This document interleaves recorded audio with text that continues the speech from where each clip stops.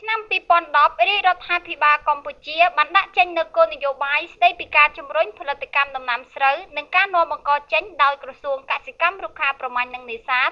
ត្រូវមានសមត្ថភាពសម្រាប់អនុវត្តជាក់ស្ដែងប្រកបដោយប្រសិទ្ធភាពដើម្បីសម្រេចឲ្យបានទិសដៅដោយធ្វើយ៉ាងណាឲ្យកម្ពុជា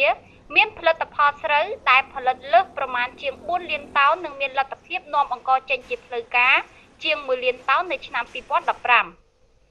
ដើម្បីរួមចំណែកជាមួយរាជរដ្ឋាភិបាលក្រុមហ៊ុនឡូរ៉ង់អាហារ៉ាន់នីហារ៉ាន់ដែលមានទីតាំងនៅស្រុកថ្មគោលខេត្តបាត់ដំបងកំពុងរៀបចំទៅតាមតម្រូវការដើម្បីធ្វើការនាំបង្កចេញទៅទ្វីបអាហ្វ្រិកចំនួន4ប្រទេសនិងអាស៊ីចំនួន3ប្រទេសហើយកំពុងត្រៀមនាំចេញទៅសហរដ្ឋអាមេរិកទៀតនៅឆ្នាំ2011នេះ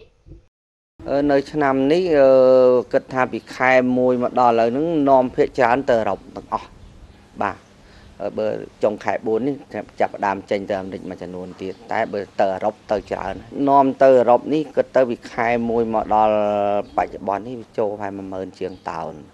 បាទទៅនោះវាមានប្រទេសបារាំងប្រទេសអ៊ីតាលីព័រទុយហ្គាល់ហូឡង់ស្វីសប្រទេសអាល្លឺម៉ង់និងប៉ូឡូញបាទនៅដើមឆ្នាំ2000ខែ12បាទខែ12យើងតម្លៃស្រូវដែលច្រូតកំពុងច្រូតខែ12ខែ1ច្រូតផុសផលឆ្នាំហ្នឹងឃើញថាធ្លាក់ចុះនៅដើមឆ្នាំបន្តិចខ្លះដោយសារយើងខ្វះខាតទុនទិញវាមិនអស់ស្រូវដែលមានច្រើនណាតែម្ល៉េះហើយឈ្មួញប្រទេសទាំងសងខាងហ្នឹងលោកមានថាយើងមានឱកាសឲ្យគេប្រអាប់តម្លៃយើងបាទហ្នឹងដោយសារការយឺតយ៉ាវយើងខ្វះទុនបច្ចុប្បន្នក្រុមហ៊ុនកំពុងរៀបចំប្រព័ន្ធម៉ាស៊ីនផលិតកែច្នៃអង្ករដែលមានលក្ខណៈទំនើបតាមបែបអឺរ៉ុបនៅអាស៊ីនេះនៅមិនទាន់មាននៅឡើយដែលមានតម្លៃរហូតទៅដល់3លានដុល្លារសហរដ្ឋអាមេរិកហើយចាប់ផ្ដើមដំណើរការពីខែមេសាឬខែឧសភាខាងមុខនេះម៉ាស៊ីនទំនើបនេះអាចផលិតអង្ករបានចំនួន7500តោនក្នុងមួយខែម៉ាស៊ីនទំនើបនេះអាចរើសពណ៌អង្ករខ្នាតអង្ករនិងអាចវេចខ្ចប់ទៅតាមស្តង់ដារអន្តរជាតិបាន